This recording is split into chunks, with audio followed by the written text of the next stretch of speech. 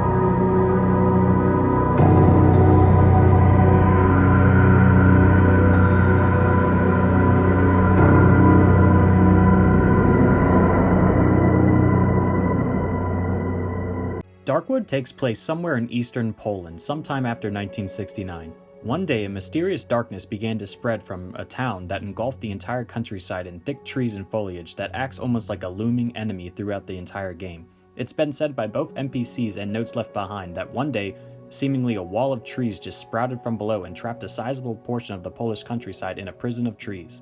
While there were attempts by the people that lived in this area to escape, supernatural happenings and a combination of being totally cut off from the outside world quickly helped the area fall into complete and utter chaos. When you as the player enter the game, you take on the role as a nameless protagonist who accidentally wandered into these supernatural woods and managed to make your way through the wall of trees seemingly by mistake. Unfortunately, when you reach a clearing, you're imprisoned by a doctor who believes you know a way out from the haunted woods. After escaping the doctor's hideout, the game truly starts. When you first start Darkwood, you'll end up in a region called the Dry Meadows. It's unclear how long it's been since the dark forest consumed the area, but when you come into the picture, there are hardly any signs of civilization, besides a few wrecked houses and abandoned farm equipment. While nowhere is safe in Darkwoods, the Dry Meadows region is a more forgiving area than any other spot in the game. The meadow is the least dangerous biome, with common creatures inhabiting this area being wild dogs, which can be avoided in the early game by throwing stones at them or simply running away, and passive savages who will slowly become more hostile towards you as time goes on, but for the first few days they'll just keep their distance and run away if you approach them. Additionally, there are crows, rabbits, and the occasional elk that can be hunted for crafting materials. When you spawn in, you're greeted by a trader who will most likely be your friend for the entire game. Once a day in the morning, the trader will visit your hideout to trade and sell goods. It's vital to hoard items that you may want to trade later with the trader, since throughout the entire game, resource management and trading is vital to survival. In each of the major areas, there's a home base location referred to as a hideout. Due to the ghostly supernatural nature of Darkwood, people who stay out in the woods at night will go insane or worse, transform into something else. The only way to survive the night is to keep a constant flow of mushroom fumes that will keep your character from going insane or changing. Additionally, while there are limitations to how much you can do, each of these 3 hideouts are fully customizable and can be defended in any way you choose. Some players I've met online have the strategy of leaving a bear trap in front of every window and door to try to fight or at least deter enemies, while other players may prefer to leave their hideout only loosely guarded so while in combat they can be more mobile. I personally like to scavenge other houses in the area and drag furniture back to my hideout to be used as barricades and temporary walls. No matter how you decide to defend your hideout during the night, all players will need to keep their hideout well lit with a gas-powered generator, or else ghostly phantoms will come out of nowhere and drag you straight to hell. This goes back into what I said earlier about resource management. Well, when it comes to resources, gasoline is gold in the Darkwood universe. Without it, you can't power the lights in your hideout or use the sawmill to make planks for weapons and barricades. And if you don't have gasoline, you can't use it to burn out any pests that may try to set up shop in your hideout. When night does finally come, the Darkwoods can throw a number of different night encounters at you, ranging from everything from hostile wildlife, demon-like banshees, and even wedding invitations. Every night encounter is scripted differently, which perfectly instills a sense of urgency to not only fortify your hideout, but be constantly on the lookout for potential home invaders. If you survive the night, you gain bartering power with the various traders and NPCs around the map, and if you don't make it, depending on your difficulty, it could range from losing everything to waking up like nothing happened. While Darkwood has a linear story, there are multiple ways to go through it, and there are even a handful of side quests that you could participate in if you're looking to explore or collect more resources. Some players may move at a slower pace, fully upgrading each of the 3 hideouts, while other players may immediately move on to the next area only to hunker in place for 10 days or so.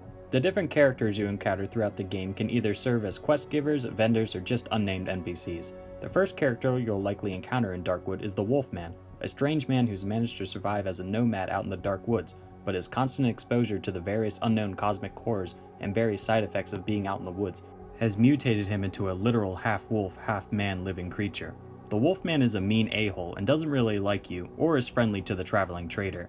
He knows that you're here in the dark woods, and only one of the 3 people in the area that have been in contact with the Doctor, who is the only one that has some idea as to how to escape the interior of the dark woods, so he'll begrudgingly offer you help in a loose alliance of circumstances. While the Wolfman sells powerful endgame weapons, his brash nature and actions later in the game make him a far from likable character. For most players, usually after you encounter the Wolfman, you'll travel to the Silent Forest, the second region on the Darkwood map. While this area has more abundant resources and harvestable mushrooms for you to cook into perks, there are also far more dangerous and more aggressive enemies in the area. It's clear that as you progress throughout the story, you have to travel deeper into the woods as the Silent Forest is significantly more overgrown than the dry meadow. In fact, one of the unique enemies of the Silent Forest are mushroom men. These horrifying suicide bombers were once humans that were literally consumed by the forest itself, with all that's being left of their bodies is a cluster of poisonous boils. Also in the Silent Forest, you'll encounter huge dogs that are far more aggressive than the dogs you encountered in the dry meadow, which also pose a major threat alongside the garden variety of insane savages looking to cave in your skull. Worst of all is you'll also start to encounter red and black chompers. These horrifying monstrosities were also once human, much like the Wolfman, but has been changed by the dark wood's supernatural effects, but in a much worse way. In the Silent Woods, you can discover the entrance to a village, a separate biome from the Silent Forest. While the townsfolk aren't exactly hostile towards you, because you had spent a night in the dark woods, you are shunned and treated as an outcast. After you discover the village, you are given 2 options: to either help the Wolfman, and he'll help you find the Doctor, or to help a young man you meet, and he'll bring you to the Doctor. While both options have no immediate effect on the game, in the second chapter of Darkwood, which path you choose here directly affects the ending you get. When you do finally meet the Doctor, there's an immediate sense of tension, considering he attempted to imprison you in the game's prologue.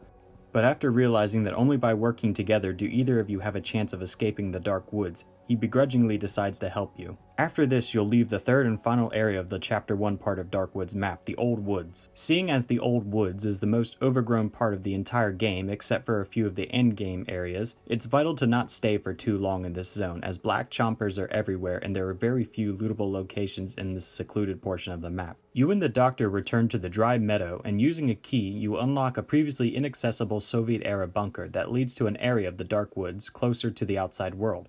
This is one of the scariest parts of the entire game, as you're in a pitch-black environment and you can hear enemies around every corner. Once you leave the underground area, you'll enter the fourth and final major area of Darkwood, simply titled the Swamp by the developers. This area is far less dense than the other areas of the map, proving the Doctor's theory that the underground bunker led to an area of the Dark Woods that's closer to the outside world.